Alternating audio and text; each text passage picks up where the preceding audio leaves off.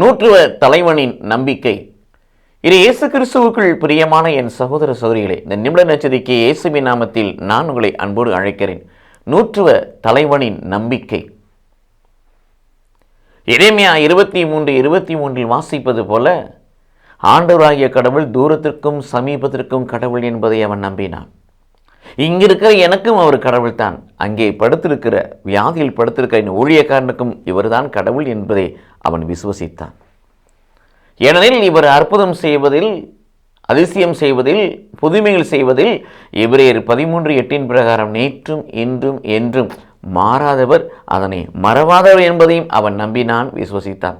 மட்டுமல்ல பிரியமானவர்களே, இவருடைய வார்த்தையிலே வல்லமை இருக்கிறது. திருப்பாடல் 107:20 வாசிக்கப்பட்டது போல, கடவுள் தம் வார்த்தைகளை அனுப்பி குணப்படுத்தினான் வார்த்தைக்கு ஏற்ப இவர் இங்கிருந்து ஒரு வார்த்தையை சொன்னால் அங்கே இருக்கிற ஊழியக்காரன் குணமடைவான் சொல்லி அதே வேளையில் தன்னையே தாழ்த்தினான். ஆண்டவரே, நீங்கள் என்னுடைய இல்லத்திற்கு வர நான் தகுதியற்றவன், நான் பாவி என்பதை ஏற்றுக்கொண்டான்.